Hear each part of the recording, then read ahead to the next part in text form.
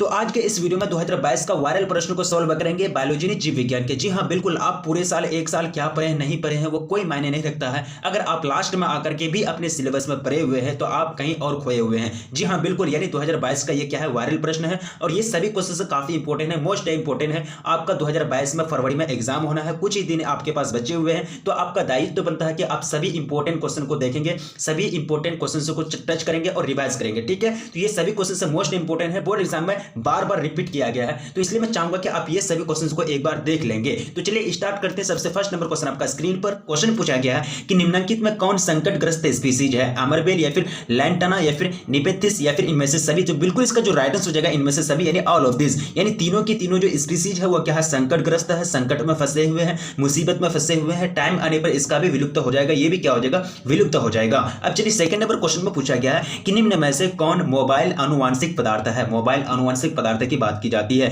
खंडित जीन या फिर ट्रांसपोजोन या फिर जेपिंग जीन या फिर सी, यानी ए कि बी और सी दोनों। ठीक है, तो इसका जो करेक्ट हो जाएगा वो जाएगा आपका बी और सी दोनों, यानी ट्रांसपोजोन और जेपिंग जीन। ऑप्शन आपका क्या हो जाएगा, डी राइट आंसर हो जाएगा। क्या हो जाएगा, ऑप्शन आपका डी राइट आंसर हो जाएगा सेकंड नंबर क्वेश्चन का, यानी ट्रांसपोजन और जेपिंग जीन जो है क्या है, मोबाइल आनुवांशिक पदार्थ है। अब देखिए क्वेश्चन नंबर थर्ड आपका स्क्रीन पर, काफी सिंपल क्वेश्चन है, मोस्ट इंपोर्टेंट है, बार बार रिपीट किया गया है बोर्ड एग्जाम में। क्वेश्चन कह रहा है कि गेटेक GAATTC निम्नलिखित में किसका रिकॉग्निशन साइट है। रिकॉग्निशन साइट की बात की जाती है, तो रिकॉग्निशन जो साइट है वो किसका है, हिंदटू का। किसका, हिंदटू का, यानी थर्ड का ऑप्शन सी बिल्कुल राइट आंसर हो जाएंगे। अब देखिए क्वेश्चन नंबर फोर्थ में पूछा गया कि पक्षियों तथा तितलियों का डैना किस अंग है। पक्षियों तथा तितलियों का जो डैना है किस अंग है। ये जो अंग है काफी सिंपल क्वेश्चन है, ये बात मैंने आप लोगों को कई बार कराया है। तो पक्षी तथा तितलियों के जो अंग होते हैं ना, यानी डैना का मतलब होता है पंख, यानी पंख जो होते हैं वो क्या होते हैं, समजात अंग होते हैं। क्या होते हैं, समजात अंग होते हैं, यानी उत्पत्ति अलग अलग हुई है बट उसके जो कार्य है वो क्या है, समान है,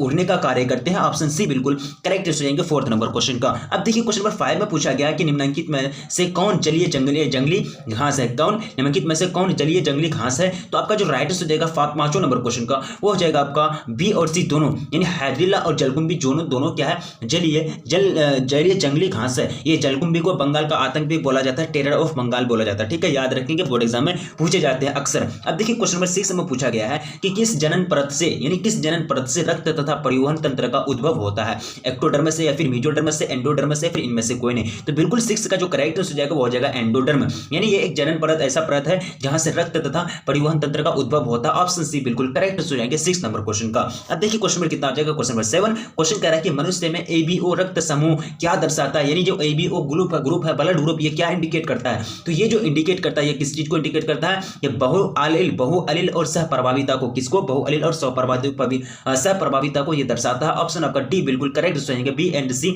दोनों। अब देखिए क्वेश्चन नंबर 8 में पूछा गया है कि ग्राफियन पुटक कहां पाया जाता है। ग्राफियन पुटक जो होता है ये कहां पाया जाता है, मानव वृष में या फिर मानव अंडाशय में या फिर मानव यकृत में या फिर मेढक के अंडाशय में। तो बिल्कुल इसका जो करेक्ट आंसर हो जाएगा 8 नंबर क्वेश्चन का वो हो जाएगा आपका मानव अंडाशय में, यानी ग्राफियन पुटक कहां पाया जाता है, मानव अंडाशय में। ऑप्शन आपका बी बिल्कुल करेक्ट हो जाएंगे। अब देखिए क्वेश्चन नंबर 9 में पूछा गया है टेनर्स सिंड्रोम में कितने गुणसूत्र होते हैं। काफी इंपॉर्टेंट क्वेश्चन है, अगर आप लोग अभी पढ़े हैं, ठीक है, आप लोग अगर पढ़ रहे हैं तो प्लीज सभी क्वेश्चन को याद रखेंगे। अगर आपको कोई भी क्वेश्चन मिस्टेक हो चुका है या फिर हो रहा है, अगर थोड़ा सा कंफ्यूज हो रहा है तो वो क्वेश्चन को याद रखने का प्रयास करेंगे, क्योंकि बोर्ड एग्जाम का कोई ठिकाना नहीं है, को कहां से आपके क्वेश्चन उठा करके पूछ दे। तो ये सभी क्वेश्चन सब मोस्ट इंपोर्टेंट है। तो चलिए 9th का जो करेक्ट आंसर हो जाएगा, करेक्ट राइट आंसर जो हो जाएगा वो हो जाएगा 45। कितने गुणसूत्र पाए जाते हैं, 45 यानी 45। अब देखिए पुनर्योगज डीएनए टीके क्या है, पुनर्योगज डीएनए टीके क्या है। तो ये जो है ये एक प्रकार का क्या है, एक प्रकार का इम्यूनोजेनिक प्रोटीन है। ये क्या है, इम्यूनोजेनिक प्रोटीन है। ऑप्शन सी बिल्कुल करेक्ट हो जाएंगे 10th नंबर क्वेश्चन का।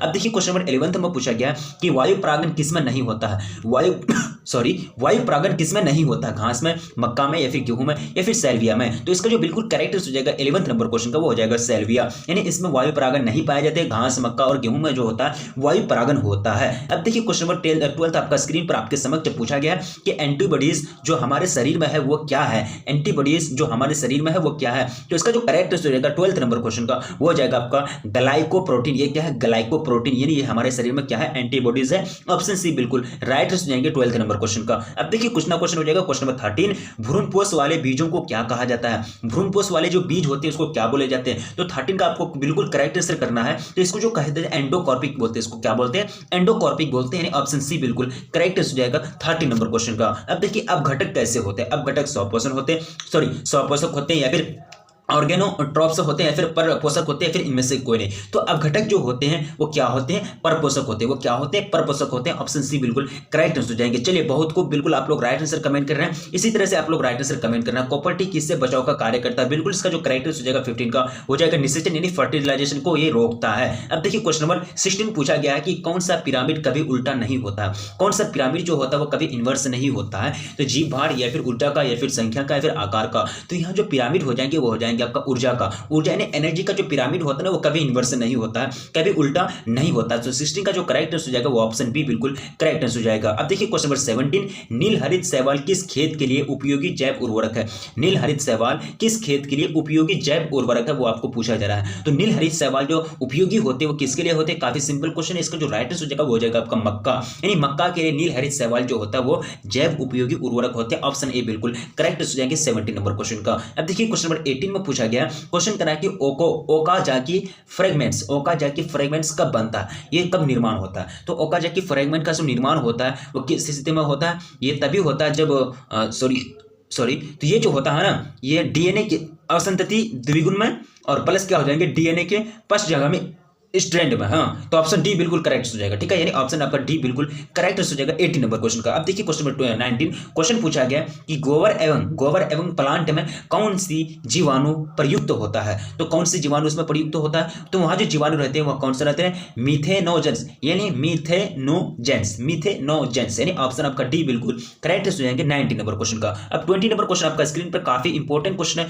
मोस्ट इंपॉर्टेंट है, ये 2022 में आप एग्जाम देने वाले हैं, तो ये सभी क्वेश्चन आप याद होनी चाहिए क्योंकि ये क्वेश्चन पूछे जाने के 100% चांस है। क्वेश्चन कह रहा है कि प्रकाश रासायनिक धूम कोहरा यानी धुंध में निम्नलिखित में से क्या नहीं पाया जाता है, पीएनए या फिर सल्फर ट्राइऑक्साइड या फिर सल्फर डाइऑक्साइड या फिर कार्बन डाइऑक्साइड। तो इसका जो बिल्कुल करेक्ट हो जाएगा 12th नंबर क्वेश्चन का वो हो जाएगा आपका क्या हो जाएगा 12th का ऑप्शन ए बिल्कुल करेक्ट हो जाएगा, हो जाएगा आपका पीएनए। अब देखिए 21 क्वेश्चन में पूछा गया कि निम्न में से कौन प्रारंभ कूट है, यानी प्रारंभ कूट है, निम्न में से कौन प्रारंभ कूट है। 21 नंबर क्वेश्चन आपका स्क्रीन पर, तो इसका जो करेक्ट हो जाएगा 21 नंबर क्वेश्चन का वो हो जाएगा एयूजी। सिंपल सा क्वेश्चन है, काफी इंपॉर्टेंट क्वेश्चन है, सॉरी थोड़ा सा पीडीएफ रोक रहा था, ठीक है। तो इसका जो करेक्ट आंसर हो जाएगा वो हो जाएगा एयूजी तथा जीयूजी, यानी क्या हो जाएगा ऑप्शन बी बिल्कुल करेक्ट आंसर हो जाएगा 21 नंबर क्वेश्चन का। अब देखिए क्वेश्चन नंबर 22, अम्लीय वर्षा में पीएच का कितना होता है, अम्लीय वर्षा में पीएच कितना होता है। तो पीएच का मान हम लोग समझते हैं, हम लोग 10th क्लास में भी पढ़े हैं, 0 से 7 अम्लीय होता है और 7 से 14 जो होता है उसका रेंज वो अभस्मीय होता है, ठीक है। तो पीएच का जो मान होता है 22 का जो करेक्ट आंसर हो जाएंगे वो हो जाएंगे आपका 4, क्या हो जाएंगे ऑप्शन बी ऑप्शन डी बिल्कुल करेक्ट हो जाएंगे 22 नंबर क्वेश्चन का। अब देखिए क्वेश्चन नंबर 23 आपका स्क्रीन पर, क्वेश्चन पूछा गया कि निम्नलिखित में प्लाज्मिडियम कौन है, प्लाज्मिडियम की बात की जाती है। तो प्लाज्मिडियम जो है यहाँ कौन है, ये कौन है BR322, यानी ऑप्शन आपका सी बिल्कुल करेक्ट हो जाएंगे 23 नंबर क्वेश्चन का। अब नेक्स्ट क्वेश्चन की ओर आ जाए, क्वेश्चन नंबर 24 आपका स्क्रीन पर आपके समक्ष रखा गया है, ट्रांसजेनिक सुनहरे धान में किस विटामिन की प्रचुर मात्रा पाई जाती है। ट्रांसजेनिक सुनहरे धान में किस विटामिन की जो है प्रचुर मात्रा पाई जाती है। तो 24 का जो करेक्ट हो जाएंगे वो हो जाएंगे क्या हो जाएंगे विटामिन ए, यानी विटामिन ए आपका राइट हो जाएगा, ऑप्शन बी बिल्कुल करेक्ट हो जाएंगे 24 नंबर क्वेश्चन का। अब देखिए क्वेश्चन नंबर 25 आपका स्क्रीन पर पूछा गया है कि मनुष्य निम्नलिखित में से किस ऑर्डर तथा किस स्कूल का सदस्य है, किस ऑर्डर तथा किस स्कूल का सदस्य है। तो 25 का जो करेक्ट हो जाएगा वो क्या हो जाएगा, वो हो जाएगा प्राइमेट्स तथा होमिनिडी, प्राइमेट्स तथा होमिनिडी, यानी ऑप्शन आपका सी बिल्कुल करेक्ट हो जाएंगे 25 नंबर क्वेश्चन का। अब देखिए 26 में पूछा गया, काफी इजी क्वेश्चन पूछा जाता है, आप लोग सिर्फ मन लगा करके तैयारी कीजिए, अच्छी तरह से तैयारी कीजिए, प्रैक्टिस कीजिए, आपका एग्जाम बिल्कुल 100% एग्जाम जो होगा काफी शानदार एग्जाम जाएगा आप लोगों का, काफी शानदार नंबर आएंगे, ठीक है। क्वेश्चन कराया कि निम्नलिखित में किसकी आनुवंशिक विविधता भारत में अत्यधिक है। तो आनुवंशिक विविधता, ठीक है, तो आनुवंशिक विविधता जो पाई जाती है भारत में सबसे अधिक, तो वो गेहूं में, किसमें, गेहूं में आनुवंशिक विविधता भारत में सबसे ज्यादा है। मतलब कहने का मतलब ये कि अलग अलग प्रजाति के बहुत किस्म के गेहूं यहाँ उगाए जाते हैं, ऑप्शन ए आपका बिल्कुल करेक्ट हो जाएगा 26 नंबर क्वेश्चन का। अब देखिए क्वेश्चन नंबर 27 में कहा गया है कि निम्नलिखित में कौन द्विगुणित संरचना है। द्विगुणित संरचना की बात की जाती है, तो यहाँ जो द्विगुणित संरचना शुक्राणु, अंडाणु, युग्मनज या फिर भ्रूणपोष। तो द्विगुणित यानी दो गुण के मिलकर के बनता है। यहाँ क्या होता है, फर्टिलाइजेशन कब होता है, यानी भ्रूणपोष जो बनता है ये फर्टिलाइजेशन के बाद बनता है। ये क्या बनता है, फर्टिलाइजेशन के बाद, तो ये क्या हो जाएंगे, द्विगुणित हो जाएंगे। तो भ्रूणपोष ऐसी संरचना है जो क्या है, द्विगुणित है, यानी ऑप्शन आपका डी बिल्कुल करेक्ट हो जाएंगे 27 नंबर क्वेश्चन का। अब देखिए क्वेश्चन नंबर 28 आपका स्क्रीन पर पूछा गया है कि निम्नलिखित में बाह्य स्थानीय संरक्षण का उदाहरण कौन है। बाह्य स्थानीय संरक्षण का एग्जांपल आपको पूछा गया है 28 नंबर क्वेश्चन में। तो बाह्य स्थानीय जो हो जाएंगे पवित्र उपवन या फिर राष्ट्रीय उद्यान या फिर बीज बैंक या फिर इनमें से सभी। तो 28 का जो करेक्ट आंसर हो जाएगा वो हो जाएगा बीज बैंक। ये क्या है, बाह्य स्थानीय संरक्षण का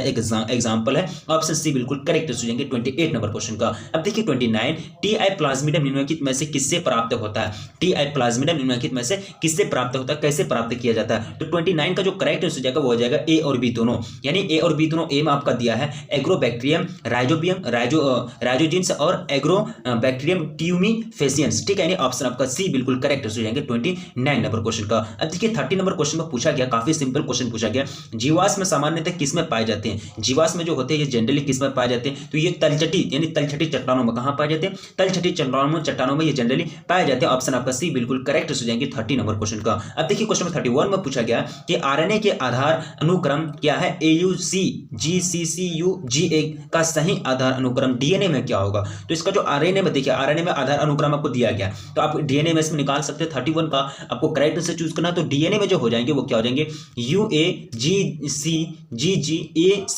ये जो है ये क्या है, एक प्रकार का आपका डीएनए में किसमें अनुक्रम डीएनए में क्या होगा, तो डीएनए में यही अनुक्रम सजेगा। ऑप्शन आपका सी बिल्कुल करेक्ट हो जाएंगे। अब देखिए क्वेश्चन नंबर 32 क्वेश्चन पूछा गया है कि जल में कोलाई की अधिकता किसकी सूचक है। जल में कोलाई की अधिकता किसकी सूचक है, कि इसका मतलब एक तरह से इंडिकेट करता है। तो ये जो हो जाएंगे पानी का खरापन, बिल्कुल कोलाई अगर ज्यादा होगा जल में तो पानी खरापन ज्यादा होगा। औद्योगिक प्रदूषण बिल्कुल, वाहित मल जल प्रदूषण बिल्कुल, यानी इनमें से सभी, यानी जनरल अगर कही जाए कि कोलाई जो है वो पानी में अगर ज्यादा है, इसकी अधिकता अगर ज्यादा है तो क्या इंडिकेट होता है, तो पानी प्रदूषण, यानी पानी प्रदूषित हो जाता है। इनमें से सभी ऑल ऑफ दीज आपका करेक्ट हो जाएंगे 32 नंबर क्वेश्चन का। अब देखिए नेक्स्ट क्वेश्चन की ओर बढ़ा जाए। क्वेश्चन नंबर 33 क्वेश्चन पीछे पूछा गया कि ZZ/ZW तरह का लिंग निर्धारण किसमें देखा गया है, घोंगा में या फिर तिलचट्टा में या फिर मोर में या फिर मनुष्य में। तो ये जो देखे गए ये किस में देखे गए, ये देखे गए तिलचट्टा में। किसमें, तिलचट्टा में। ऑप्शन आपका बी बिल्कुल करेक्ट हो जाएंगे 33 नंबर क्वेश्चन का। 34 नंबर क्वेश्चन पूछा गया कि मनुष्य में प्लाज्मोडियम की संक्रमण अवस्था क्या होती है। प्लाज्मोडियम की संक्रमण स्टेट आपको पूछा गया,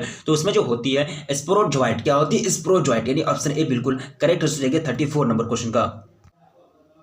35 में पूछा गया कि निम्नलिखित में से जैव आवर्धीकरण का कारण किसे माना जाता है। जैव आवर्धीकरण का कारण कौन काउज है, तो ये जो कारण होते हैं पारा होते हैं, DDT होते हैं, ए और बी दोनों, या फिर सल्फर डाइऑक्साइड। तो यहाँ जो कारण हो जाते हैं वो कौन से कारण होते हैं, ऑप्शन आपका बी बिल्कुल करेक्ट हो जाएगा, DDT डाइक्लोरो डाइफेनिल ट्राइक्लोरोइथेन, यानी ऑप्शन आपका बी राइट हो जाएंगे 35 नंबर क्वेश्चन का। अब नेक्स्ट क्वेश्चन देखिए, क्वेश्चन आपको 36 से पूछा गया है। 36 क्वेश्चन काफी इजी क्वेश्चन है। निम्नलिखित में किसमें पादप काय अवगुणित होता है। पादप काय अवगुणित किसमें पाए जाएंगे, शैवाल में, कवक में, या फिर ब्रायोफाइट्स में, या फिर इनमें से सभी। तो 36 का जो करेक्ट हो जाएगा वो हो जाएगा आपका ऑप्शन, काफी इंपॉर्टेंट क्वेश्चन है, ये हो जाएंगे आपका ब्रायोफाइट्स। क्या हो जाएंगे, 36 का ऑप्शन सी बिल्कुल करेक्ट हो जाएंगे ब्रायोफाइट्स। अब देखिए नेक्स्ट क्वेश्चन आपका स्क्रीन पर 37 क्वेश्चन पूछा गया कि सिल्क धागे में कौन सी प्रोटीन होती है, फिब्रिब्रोइन या फिर एल्ब्यूमिन या फिर ग्लोब्यूलिन या फिर केराटिन। तो 37 का जो करेक्ट हो जाएगा 37 का बिल्कुल राइट हो जाएगा, हो जाएगा केराटिन, यानी सिल्क धागे निम्नलिखित में कौन सा प्रोटीन होता है, ऑप्शन डी बिल्कुल करेक्ट हो जाएगा, केराटिन होता है। अब देखिए क्वेश्चन नंबर 38 निम्नलिखित में कौन कैंसर कोशिकाएं हैं, निम्नलिखित में कौन कैंसर कोशिकाएं हैं। तो 38 का जो बिल्कुल राइट हो जाएगा 38 का वो जाएगा आपका हेला कोशिका। ये जो क्या है, एक प्रकार का कैंसर कोशिका है। ऑप्शन आपका बी बिल्कुल करेक्ट हो जाएंगे। अब नेक्स्ट क्वेश्चन आपका स्क्रीन पर आपके समक्ष पूछा गया कि पॉलीमेरेज श्रृंखला अभिक्रिया का कार्य क्या है, ठीक है, प्रतिलेखन या फिर स्थानांतरण या फिर ए और बी दोनों या फिर डीएनए परिवर्धीकरण, ठीक है। तो इसका जो कार्य होता है ना, इसका कार्य होता है क्या करना, प्रतिलेखन और स्थानांतरण करना, ठीक है, यानी ऑप्शन आपका सी बिल्कुल राइट हो जाएंगे 39 नंबर क्वेश्चन का। 40 क्वेश्चन आपका स्क्रीन पर रिट्रो विषाणु यानी रिट्रो वायरस निम्नलिखित किस बीमारी का रोगजनक है। बिल्कुल हम लोग जानते हैं कि एड्स जो रोग होती है वो किसके कारण होती है, रिट्रो वायरस के कारण होती है, यानी आपका ऑप्शन बी राइट हो जाएंगे एड्स, यानी रिट्रो वायरस के कारण क्या होता है, एड्स होता है। रिट्रो वायरस किसका किस बीमारी का रोगजनक है, तो एड्स बीमारी का रोगजनक है। 41 नंबर क्वेश्चन आपका स्क्रीन पर पूछा गया कि अदरक में कायिक प्रवर्धन किसके द्वारा होता है, राइजोम या फिर जड़ या फिर ट्यूबर या फिर बल्ब। तो बिल्कुल इसका जो करेक्ट हो जाएगा 41 का हो जाएगा राइजोम, यानी अदरक में में जो कायिक प्रवर्धन होता है, कायिक प्रवर्धन का मतलब होता है कि उसी का टहनी से फिर मतलब दूसरा टहनी निकलता है, मतलब वो एक तरह से निकलते जाता है, एक तरह से उसका पार्ट बढ़ते जाता है, तो राइजोम के द्वारा होता है। ऑप्शन आपका ए बिल्कुल राइट आंसर हो जाएंगे 41 नंबर क्वेश्चन का। ये सभी क्वेश्चन से मोस्ट इंपोर्टेंट है, आप क्या पढ़े हैं नहीं पढ़े हैं वो सभी चीज मायने नहीं रखता है। अगर आप ये सभी क्वेश्चन को सॉल्व कर लेंगे तो आपका 100% जो गारंटी है कि बोर्ड एग्जाम में आपका नंबर अच्छा आएगा और आपको टेंशन लेने की जरूरत नहीं है, ठीक है। तो आपको लास्ट में विनती की जाती है आपसे कि वीडियो को अभी तक अगर लाइक नहीं किए तो प्लीज वीडियो को लाइक कर देंगे और अपने दोस्तों में एक बार जम करके प्लीज शेयर कर देंगे। चैनल पर पहली बार विजिट करें तो प्लीज चैनल को सब्सक्राइब कर लेंगे, क्योंकि चैनल पर आपको पूरी तरह से तैयारी कराई जाती है। तो रखिए अपना ख्याल, मिलेंगे फिर नेक्स्ट वीडियो में, तब तक के लिए जय।